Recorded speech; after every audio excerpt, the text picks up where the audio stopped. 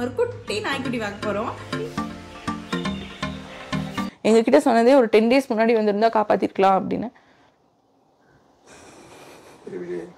ஏய் லூஸ் ரெக்கார்டிங்ல இருக்கு. Emotional part முடிஞ்சது. இனிமேல் நம்ம ஹாப்பி பார்ட் தான்.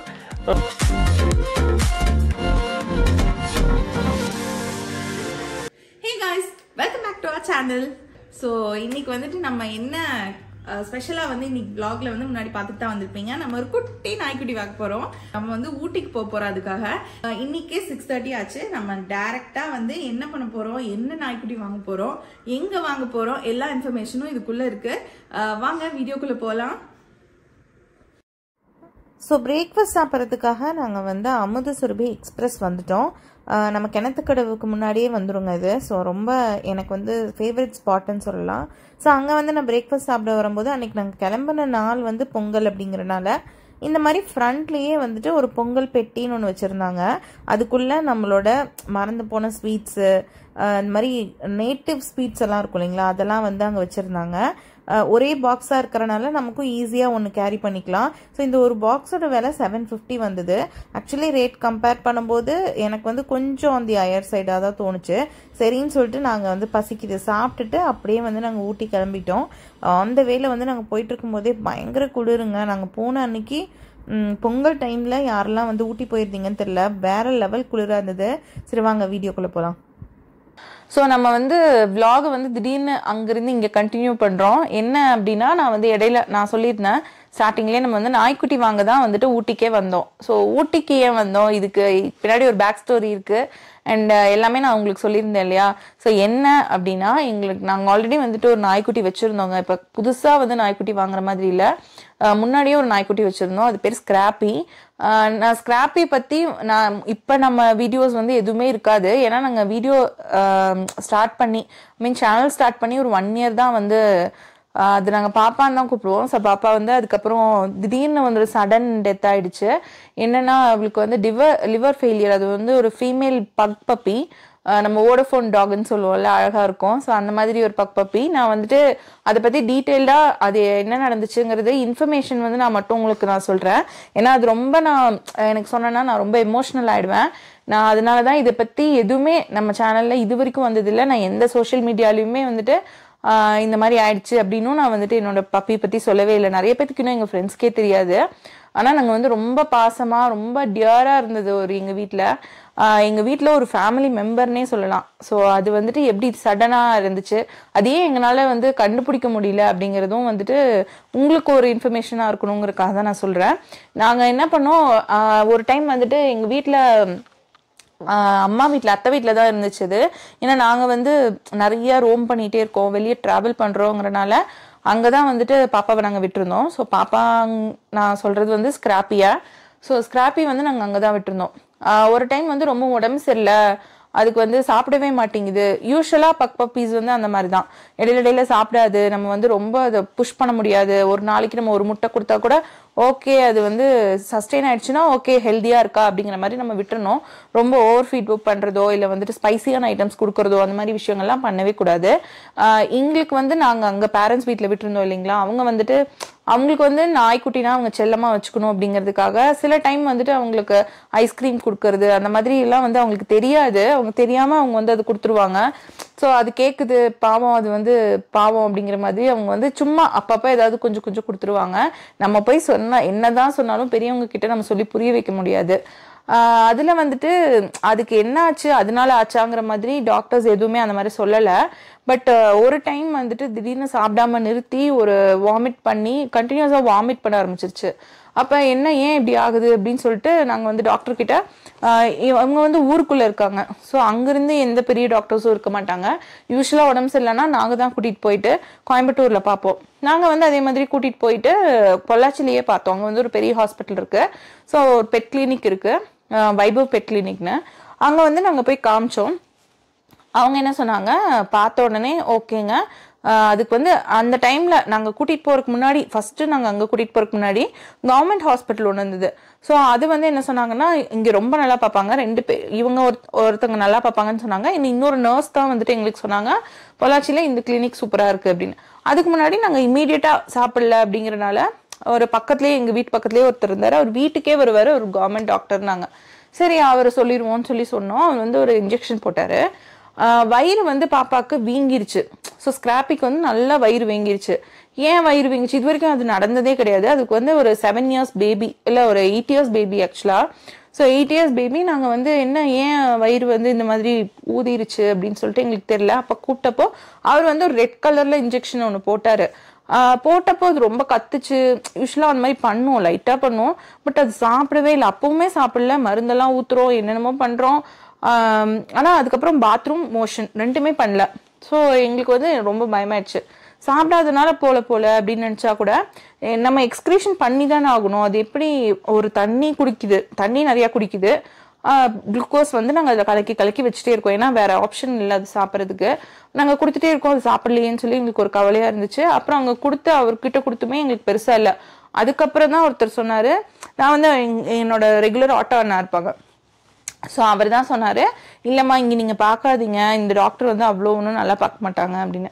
சரி அப்போ யார் பார்ப்பாங்க அப்படி கேட்கும்போது, அங்கே ஒரு பெரிய ஹாஸ்பிட்டல் இருக்கா, அங்கே பாருங்க அப்படின்னாங்க.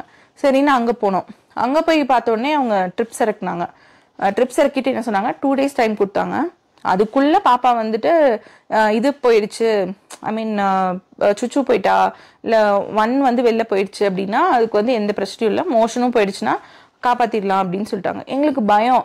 ஏன்னா இது வந்து கேட்டு வருது வந்து அபியும் எங்கள் அத்தையும் தான் போனாங்க. நான் வந்து அன்னைக்கு வீட்டில் தான் இருந்தேன். எனக்கு ஃபீவராக இருந்ததுன்னு நான் வீட்டில் தான் இருக்கேன். ஸோ என்னாச்சுன்னா இவங்க 2 பேர் போய் பார்த்துட்டு வந்து என்கிட்ட சொல்லவே இல்லை. இந்த மாதிரிங்கிற விஷயம் என்கிட்ட சொல்லவே கிடையாது, எனக்கு தெரியவே இல்லை. அப்போ நான் வந்து 1 வீக்காக பார்த்துட்டு இருக்கேன். எங்கள் அத்தை வந்து திடீர்னு ஃபோன் பண்ணி சொல்கிறாங்க, நெக்ஸ்ட்டு ஐ மீன் 4 நாளில் திருப்பி கூட்டிகிட்டு போகணும் டாக்டர்கிட்ட. கூட்டிகிட்டு போகிற அன்னைக்கு அது கரெக்டாக ஹாஸ்பிட்டல் வாசலில் போய் சுச்சு போயிடுச்சு. அப்போ எங்கள் அத்தைக்கு வந்து ரொம்ப ஹாப்பி, செம்மையாக கால் பண்ணி, கௌரி இந்த மாதிரி வந்துட்டு ஸ்கிராப்பி சுச்சு போயிடுச்சு. அப்புறம் டாக்டர் வந்து என்ன சொன்னாங்கன்னு தெரியல, அபிகிட்ட மட்டும் ஏதோ சொல்லியிருக்காங்க. எங்கள் அத்தைக்குமே எதுவும் தெரியாது. ஸோ மருந்து சாப்பிட மாட்டேங்குது. நாங்கள் சிஸ்டருக்கு கால் பண்ணிட்டே இருக்கோம், ஏன் வந்துட்டு மருந்து சாப்பிட மாட்டேங்குது, நாங்கள் வந்து எல்லாமே பண்ணிட்டோம், 10 days சரியாயிடும், நீங்கள் இன்னும் சரியாகலை அப்படின்னு சொல்லிட்டு கால் பண்ணிட்டே இருக்கோம். அவங்க 2-3 times ரெஸ்பாண்ட் பண்ணாங்க. அப்புறம் 4th time திட்டாங்க எங்கள் அத்தையை, நீங்கள் எதுக்கு கால் பண்ணிட்டே இருக்கீங்க, உங்கள் பையன்கிட்ட நாங்கள் எல்லாமே சொல்லியிருக்கோம், நீங்கள் கேட்டுக்கோங்க அப்படின்ட்டாங்க. அப்போ எங்களுக்கு தெரில என்ன ஆச்சு அப்படின்னு. அப்புறம் அபிகிட்ட ஃபோன் பண்ணி எங்கள் அத்தை கேட்குறாங்க, ஒழுங்கா சொல்லு என்னாச்சு அப்படின்னு. அப்புறம் அத்தை அபி சொல்கிறாரு, இந்த மாதிரி இல்லை காப்பாற்ற முடியாதுன்னு சொல்லிட்டாங்க, உங்ககிட்டலாம் சொன்னால் நீங்கள் தாங்க மாட்டீங்க அப்படின்னு அழுகுறாரு. எனக்கு ரொம்ப கஷ்டமாயிடுச்சு, என்னடா அது இப்படி சொல்லிட்டாங்க அப்படின்னு. சரி நம்ம வந்து எமோஷ்னல் பார்ட்டை வந்து கடந்துருவோம். ஸோ அது நெக்ஸ்ட் டே இன்னைக்கு தெரியுது எங்களுக்கு. ஸோ நெக்ஸ்ட் டே மார்னிங் வந்துட்டு அது இறந்துருச்சு. எந்த ஒரு இதுவும் பண்ணல. அங்கே வந்து நான் ஒரு சிசிடிவி ஃபுட்டேஜ் மட்டும் இருக்கும், வாசலில் படுத்துட்டு இருந்தது. எங்கள் அத்தை தான் தூக்கிட்டு வருவாங்க உள்ள, ஏன்னா மழை பெஞ்சிட்டு இருந்தது. அது எந்திரிச்சும் வர மாட்டேங்குது, தூக்கவும் விட மாட்டேங்குது. ஸோ அந்த மாதிரி பண்ணிட்டு இருந்தது. அப்போ நாங்கள் கூட்டிகிட்டு வந்துட்டோம். அன்னைக்கு நைட்டு எங்கள் அத்தை, சின்ன மாமாலாம் வந்து ஊர்லேருந்து வந்திருந்தாங்க. அவங்களும் ரொம்ப க்ளோஸ் பப்பி கூட. அவர் கூட நிறையா வந்துட்டு பார்த்துப்பாரு, குளிக்க வைக்கிறதுலேருந்து எல்லாமே பார்த்துப்பாரு. ஸோ அந்த மாதிரி அன்னைக்கு நைட்டு வந்து அன்னைக்கு இறந்து எங்களுக்கு வந்து ரொம்ப எல்லாருமே ரொம்ப உடஞ்சிட்டோம்.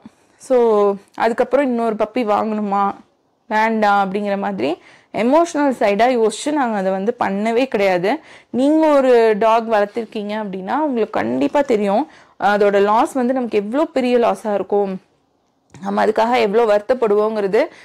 நம்ம எந்த பெட்டு, நான் பப்பின்னு நான் வெறும் சொல்லலை, டாக் மட்டும் சொல்லலை, ஒரு கேட்டோ ஒரு பேரட்டோ இல்லை வந்து ஒரு ஃபிஷ்ஷோ எது வளர்த்திருந்தாலும் நமக்கு அதோட வலி வந்து ரொம்ப கஷ்டமாக இருக்கும். ஸோ அது வந்து இன்னொரு டைம் நம்மளால் கோத்ரூ பண்ண முடியுமா அப்படிங்கிறது வந்து நான் யோசிச்சுட்டு இருந்தேன். ப்ளஸ் வந்து 3 months கிட்ட ஆச்சு எனக்கு வந்து அவ்வளோ ஒரு டிப்ரெஷன் ஸ்டேஜுக்கே நாங்கள் போயிட்டோம். என்ன சடனாக இறந்தங்காட்டி, இன்னும் ஏஜ் ஆகி இறந்துருந்ததுன்னா நமக்கு தெரியாது.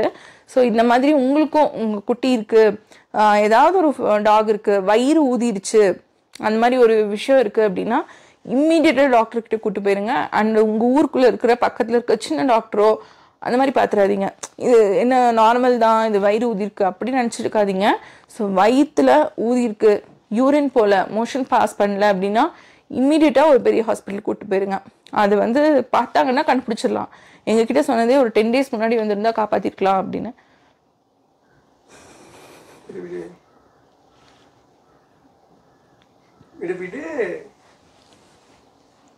சரி விடு பாப்பா, இன்னொரு குட்டி பாப்பா வருது இல்ல, பாத்துக்கலாம். ஏய் லூசு, ரெக்கார்டிங்ல இருக்கு. ஆஃப் பண்ண ஃப்ரீ அவுட்.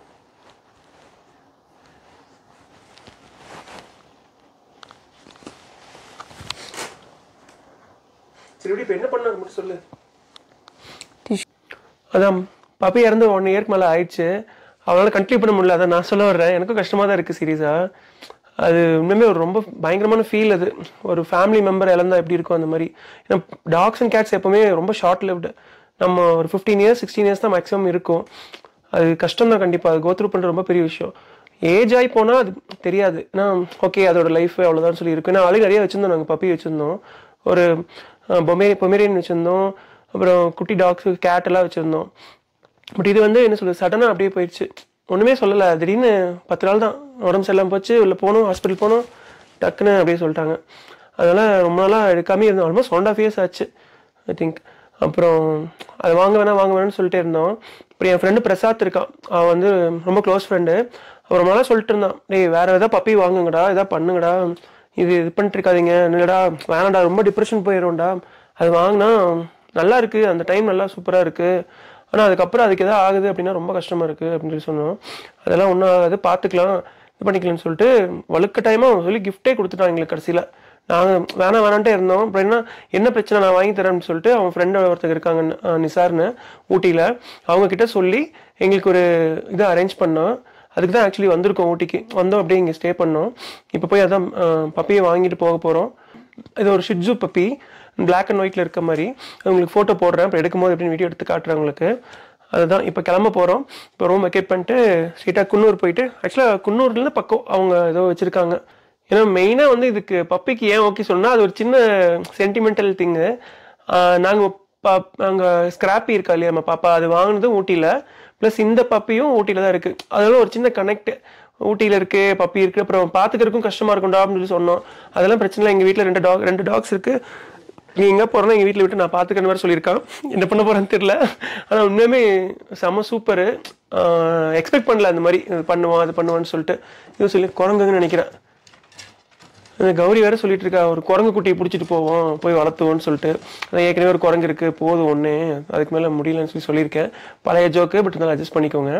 அப்புறம் அதான் இப்போ ரூம் வெக்கேட் பண்ணிட்டு போகிற வழியில் அப்படியே பப்பியை வாங்கிட்டு போக போகிறோம். எமோஷனல் பார்ட் முடிஞ்சது. இனிமேல் நம்ம ஹாப்பி பார்ட் தான். பப்பியோட வீடியோவும் போடுறோம். உங்களுக்கு பிடிச்சிருந்தா கண்டிப்பாக சொல்லுங்கள். எக்ஸ்க்ளூசிவாக கூட வீடியோஸ் போடுறோம். பட் நாங்கள் அப்படி பிளான் பண்ணல. என்ன உங்களுக்கு இன்ட்ரெஸ்ட் இருக்குது பார்க்கணும் அப்படி இன்ட்ரெஸ்ட் இருக்குன்னு சொல்லி கமெண்ட் பண்ணுங்கள். கண்டிப்பாக நிறைய கமெண்ட்ஸ் வந்துச்சுன்னா எக்ஸ்க்ளூசிவாக அது கூட வீடியோ போடுறோம். இப்போ நாங்கள் சும்மா விலாகாக மட்டும் போட போகிறோம். பப்பியை பெருசாக காட்டலாமான்னு தெரில, பார்த்துக்குவோம். சரி ஓகே கைஸ், அடுத்து வந்து நம்ம ரைட் போகிறோம், அங்கே மீட் பண்ணுவோம். பாய். பக்கத்துல are you excited? எக்ஸைட்ல ஆயிட்டேன். வண்டி ஒரே இதாக இருக்குது, குறுகல் பாதையாக இருக்குது. ஊட்டியில் அருவங்காடுக்குள்ள இருந்து பாய்ஸ் கம்பெனி வந்து அது வழியா எங்கேயோ மேலே ஏறி ஏதோ ஒரு காட்டு பாதை வழியா போயிட்டு இருக்கோம். நம்ம நாய்க்குட்டி வாங்குறது இந்த 1 minute தான். 1 minuteல நம்மளோட குட்டி சாம்பியன் பார்க்க போறோம். வந்துட்டாரு, ஏதோ அங்க நிக்கிறாரே அவர் தான், கூடையில நாய்க்குட்டியோட வந்திருக்காரு.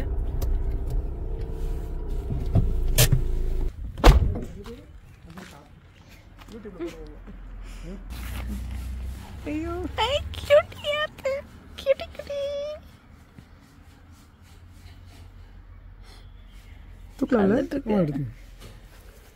என்ன கொடுக்கணும் சாப்பிட்றதுக்கலாம்? இப்போதைக்கு இன்னும் ஒரு 1 month கிட்ட முடிஞ்ச அளவுக்கு சேலாக்கே ஃபிட் பண்ணுங்க. சரிலாக்கா. செமையா இருக்கு, இவ்வளோ குட்டியா இருக்கு, நடுங்குது பாவ குளிரில். தூக்குறியா? எங்க வீட்டுக்கு வர போறியா நீ? குளிக்க வைக்கிறதெல்லாம் வைக்கலாமா? இப்போதைக்கு ஆனால் 1 month கிட்ட ஒன்றுமே பண்ண வேணாமா? சரி பாப்பா. பண்ணிட்டா பாய் சொல்லியா? Okay bye. உங்க வீட்டுக்கு டாடா சொல்லிடு. நாய்க்குட்டி வாங்கிட்டோம். இப்போ வந்து நாங்க பாப்பாவை வச்சுட்டு பேர் வந்து நாங்க வீட்டுக்கு போய் ரிவீல் பண்றோம். வீட்டுக்கு போயிட்டு உங்களுக்கு காட்டுறோம். ஓகே, வீட்டுக்கு வந்துட்டோம். இவன் தான் வந்து எங்க மேங்கோ குட்டனுங்க. ஸோ இவன் பேர் வந்து நாங்க மேங்கோ குட்டன்னே வச்சிட்டோம். எங்களுக்கு வந்து ரொம்ப தேடிட்டே இருந்தோம் என்ன பேர் வைக்கலாம் அப்படின்னு சொல்லிட்டு. ஆனால் கடைசியில் நாங்கள் யோசிச்சு பார்த்ததுல எங்களுக்கு மேங்கோ குட்டன் அப்படிங்கிறது அவனுக்கு ஆப்டாக இருக்க மாதிரி இருக்கு. ஸோ அவன் பேர் எப்படி இருக்கு அப்படிங்கிறத கீழே கமெண்ட் பண்ணுங்க. இது போக இன்னும் நிறைய vlogs பார்க்கணும், ஹாப்பினஸ் பார்க்கணும், அண்ட் ஃபுட் ரிவ்யூஸ் பார்க்கணும், ரூம் டூர்ஸ் பார்க்கணும்னா எங்கள் சேனல் சப்ஸ்கிரைப் பண்ண மறந்துடாதீங்க. Tata bye by.